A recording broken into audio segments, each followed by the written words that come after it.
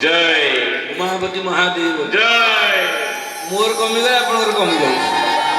नहीं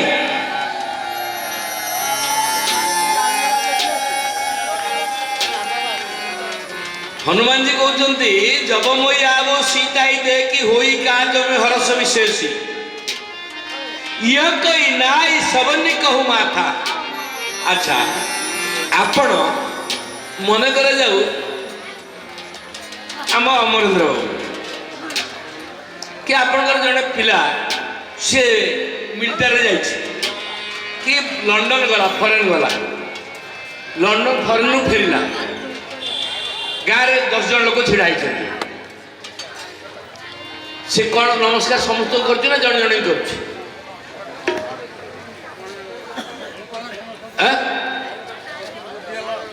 समस्त गोटे ना गोटे गोटे पाद पकड़ नमस्कार काम करते किंतु हनुमान जी कौन कहले ये कई नाई सबनी कहू माथा आमे प्रणाम करा बेले भावंती ये हरिजन लोक आको मुंडिया मारी ये मो सड़ार सांग आको मुंडिया मारी ये आमर धोबा आको मुंडिया मारी ये आम सारे आगुक मुंडिया मारी किंतु हनुमान जी कहते जिते सक्सेस हबार आपंकर कृतकार्य हबार थी आपण समस्त कहीं समस्त को मथा नत प्रणाम करूँ कहीं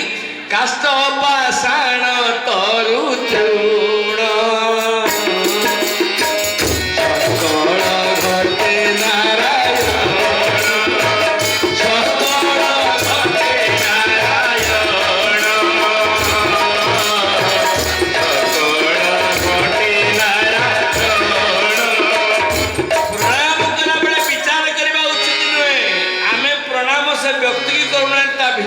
अंतर्जामी के आम प्रणाम करी आपण से भावना नहीं कि प्रणाम करेंगे ताले आपण जानवे जे आपण जीवन में कृतकार्य हे आम प्रणाम कला बेले आप नुआ नुआ ससुर घर को जॉइन कले केमी नमस्कार करते प्रथम नई नई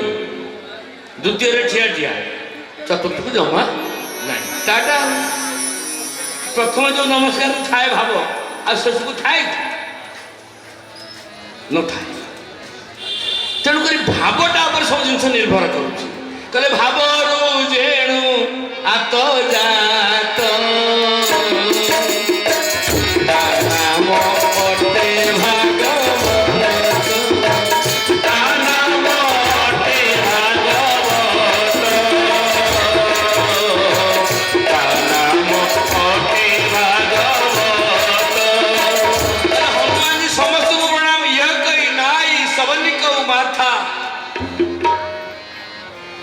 समस्त पाखे मथा नाथ कर प्रणाम कर से लोक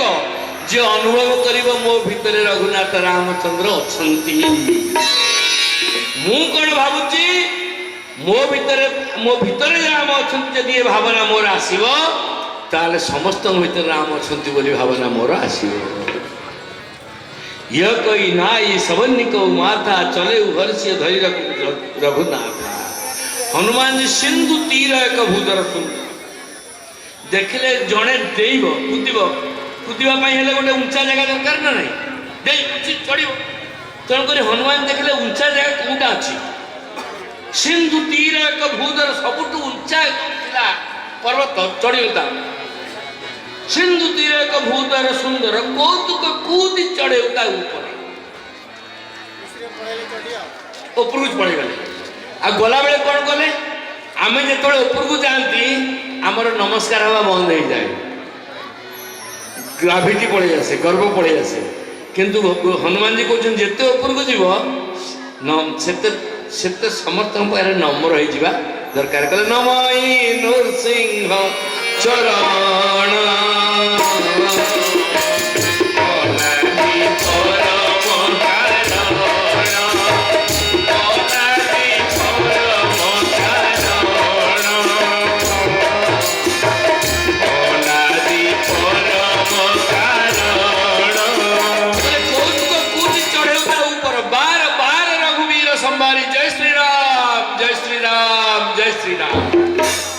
अर्थ अर्थात कम से कम आपण सकाळू संध्या भितर जिते काम करंतु आपण दैनिक हिसाब रखते कि नहीं मुझे जानी हिसाब न रखिले आपणकर दैनिक 21,600 थर निश्वास प्रश्वास जावासवा करपणकर 15 मिनट 20 मिनट अध घंटे मन थो कि नथो किंतु आज मन रखु राति आगू से टपिक आज जापर ना मुझे जापारूनी जब जाए तो कहि आपण राति शोला बेले जहाँ चिंतन करेंगे जहाँ नाम करेंगे सका उठला बेले से कथा आप मन पड़ तेणुक शोला बेले कम से कम आप उठला बेले राम राम कहते न कहतु शोला बेले टे राम राम कह समस्त करते शोला बेले राम राम आप उठा बेले निश्चय आप राम राम कह जदि उठा बेले राम राम कहते दिन मान आप राम राम कह जदि शोला बेले आप राम को भूली जाते राति आप दुस्वप्न देखिए से कथा अनका कथा मन पड़ो आउ राम हनुमान मन पड़े ना तो शोला बेले सब स्मरण करने दरकार राम को चिंता करेंगे हनुमान को चिंता करेंगे जनक नंदनी भक्तिमय शक्तिमय प्रीतिमय नित्यमय माँ को मुख को चिंता करेंगे रात शयन करेंगे तार जीव रातिटा जदि आनंद हो गला दिनटा राति जदि निद ठीक नहला गुली दरकार टैबलेट दरकार औषध दरकार आजिकल रोगर मूल कारण राति निद न हवा निद न हवार कारण होची आमे शोला बेले मोबाइल देखिक शोले नहीं मोबाइल तो सब मोबाइल देखी देखी देखी देखी देखी देखी बैटेरी सैला पर्यटन कले आ मन रखी था मोबाइल प्रकृति पाखे शोवा माने मोबाइल गोटे भाइब्रेसन होते लोक मरुं आमर शरीर में दैनिक 8,888 थर स्पंदन हो मोबाइल टाक टच कर धरिकी जब शोले से स्पंदनटार जो भाइब्रेसन हम आप ब्लड प्रेशर बढ़ी 100% ब्लड बढ़ हार्ट अटैक हम तेणु कम से कम मोबाइल टाक आप 4 हाथ 5 हाथ दूर रखिक शोवा उचित बोलছি आम रामचंद्र जय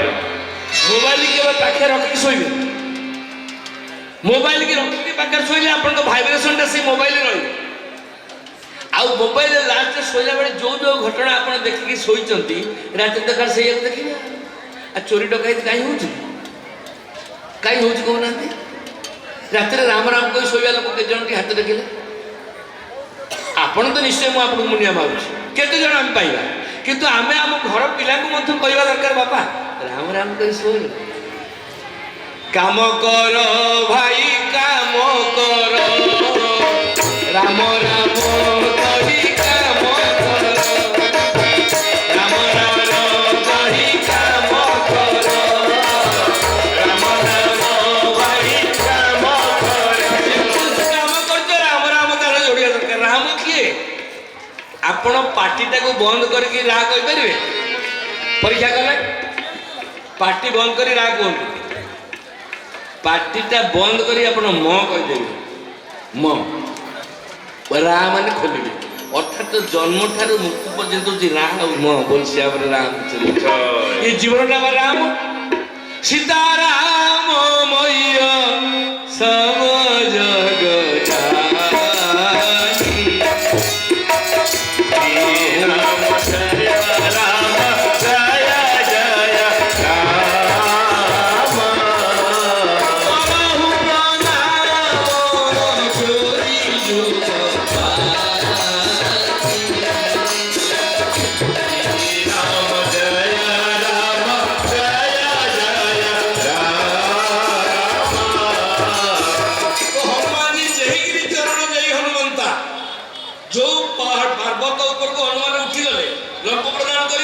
गोस्वामी लिखिले जयगिरी चरण दई हनुमंता हनुमान जी जो पर्वतरा पर पादटा रखिदेवे कहले चले सो गा पाताल तुरंत अर्थात से पर्वतटा पाताल को पड़े गला गोस्वामी आ पाताल को पड़े गला बोले लिखले कौन लिखे कहले जिमी अम घर गोपति कर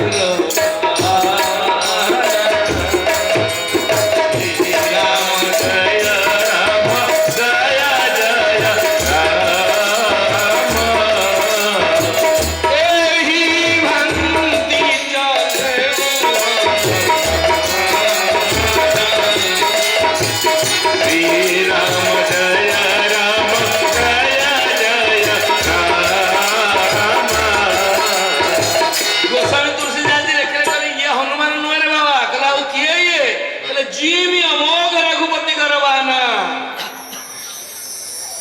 ରଘୁନାଥ ରାମଚନ୍ଦ୍ରଙ୍କର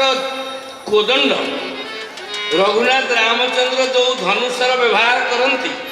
ଯେଉଁ କୋଦଣ୍ଡ ବ୍ୟବହାର କରନ୍ତି, ଆଉ ରଘୁନାଥ ରାମଚନ୍ଦ୍ର ଶତ୍ରୁ ଉଦ୍ଦେଶ୍ୟରେ ଯେଉଁ ବାଣ ନିକ୍ଷେପ କରନ୍ତି, ସିଏ ଶତ୍ରୁକୁ ସନ୍ଧାନ କରି ଶତ୍ରୁକୁ ନିପାତ କରି ପୁନର୍ବାର ତୁଣୀରକୁ ପ୍ରତ୍ୟାବର୍ତ୍ତନ କରେ ବୋଲି ରଘୁନାଥ ରାମଚନ୍ଦ୍ରଙ୍କ ସ୍ୱରକୁ ଅମୋଘ ସ୍ୱର ବୋଲି କୁହାଯାଏ ବୋଲି ଶ୍ରୀରାମ ରାମଚନ୍ଦ୍ର କହିଲେ ରଘୁନାଥ ରାମଚନ୍ଦ୍ରଙ୍କ ତୁଣୀରରୁ ନିର୍ଗତ ହେଇଥିବା ଇଏ ହନୁମାନ ହେଉଛନ୍ତି ଗୋଟେ ସ୍ୱର, ଯିଏ ଲଙ୍କାଗଡ଼କୁ ଯାଇ ସୀତାମାତାଙ୍କୁ ଦେଖି ପୁନର୍ବାର ପ୍ରତ୍ୟାବର୍ତ୍ତନ କରିବେ ବୋଲି ଶ୍ରୀରାମ ରାମଚନ୍ଦ୍ର କି ଜୟ। ତ ଯେତେବେଳେ ହନୁମାନଜୀ ଲଙ୍କାଗଡ଼ ଦେଶରେ ଲମ୍ପ ପ୍ରଦାନ କରିଛନ୍ତି, ସମୁଦ୍ର ଦେଖିଲା, କହିଲେ ଜଲନିଧି ରଘୁପତି ଦୂତ ବିଚାରୀ ଶ୍ରୀରାମ ଜୟ ରାମ ଜୟ ଜୟ ରାମ। ଜଲନିଧି ରଘୁପତି ଦୂତ ବିଚାରୀ ଶ୍ରୀରାମ ଜୟ ରାମ ଜୟ ଜୟ ରାମ। ସେ ମୈନା କହୋଇ ଶ୍ରମହାରୀ ଶ୍ରୀରାମ ଜୟ ରାମ ଜୟ ଜୟ ରାମ। ସମୁଦ୍ର ମହାରାଜ ଦେଖିଲେ ଯେ ରଘୁନାଥ ରାମଚନ୍ଦ୍ରଙ୍କ ଦୂତ ସୀତାମାତାଙ୍କୁ ଦର୍ଶନ କରିବା ପାଇଁ, ସଂସାରର କାର୍ଯ୍ୟ କରିବା ପାଇଁ, ଦେବ କାର୍ଯ୍ୟ କରିବା ପାଇଁ ହନୁମାନଜୀ ଲଙ୍କାଗଡ଼ ଉଦ୍ଦେଶ୍ୟରେ ଯାଉଛନ୍ତି। କହିଲେ ମୋର ମଧ୍ୟ କର୍ତ୍ତବ୍ୟ ଅଛି, ତେଣୁକରି ଯେତେବେଳେ ଗାଁରେ ଯଜ୍ଞ ହୁଏ, ଗାଁରେ ଭଗବତ କାର୍ଯ୍ୟକ୍ରମ ହୁଏ, ଗାଁରେ ଭାଗବତ ପାଠ ହୁଏ, ଗାଁରେ ରାମାୟଣ କାର୍ଯ୍ୟକ୍ରମ ହୁଏ, କେହି ମାଗୁ କି ନ ମାଗୁ ଆପଣ ସ୍ୱେଚ୍ଛାକୃତ ଭାବରେ ସେ କାର୍ଯ୍ୟକ୍ରମରେ ସହଯୋଗ କରିବା ଦରକାର ବଂଶୀ ସ୍ୱେଚ୍ଛାକୃତ ଭାବରେ। ଏଇଟା ପରମାର୍ଥିକ କାର୍ଯ୍ୟରେ ଯେଉଁ ଦାନ ଦିଆଯାଏ ତାହା ପରମାତ୍ମା ପାଆନ୍ତି।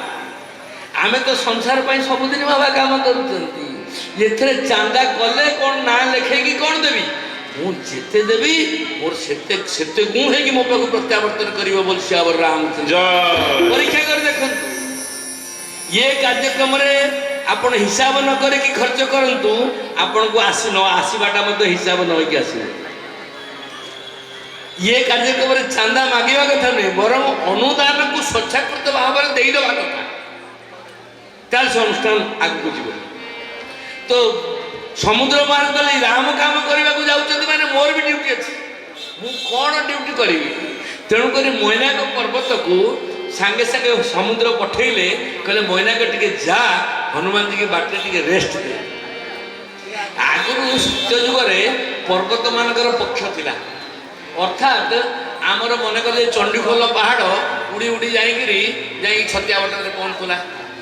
ଛତିଆ ପାହାଡ଼ ଖଣ୍ଡଗିରିରେ ପହଞ୍ଚୁଥିଲା, କାରଣ ପକ୍ଷ ଥିଲା। ଦିନେ ଦେବରାଜ ଇନ୍ଦ୍ର କ୍ରୋଧ କରି 10,000 ପର୍ବତଙ୍କର ପକ୍ଷଚ୍ଛେଦ କଲେ। ମୈନାକ ପର୍ବତର ପକ୍ଷଚ୍ଛେଦ କରୁଥିଲା ବେଳେ ମୈନାକ ପର୍ବତ ଆସି ଇଏ ସମୁଦ୍ର ଗର୍ଭରେ ଆଶ୍ରୟ ନେଇଥିଲା ଏବଂ ସେ ମୈନାକ ପର୍ବତକୁ ହନୁମାନଙ୍କ ବାବା ପବନ ଉଡ଼େଇକି ଆଣିକିରି ଲୁଚେଇକିରି ସମୁଦ୍ର ପକ୍ଷରେ ରଖିଥିଲେ। ଆଜି ତେଣୁକରି ମୈନାକ ପର୍ବତକୁ ଜଳନିଧି ସମୁଦ୍ର କହୁଛନ୍ତି, ଯାହାର ବାପା ପାଇଁ ତୋତେ ଜୀବନ ରକ୍ଷା ହେଇଥିଲା ତା ପୁଅ ଯାଉଛି ଟିକେ ଋଣ ସୁଝିଦେ।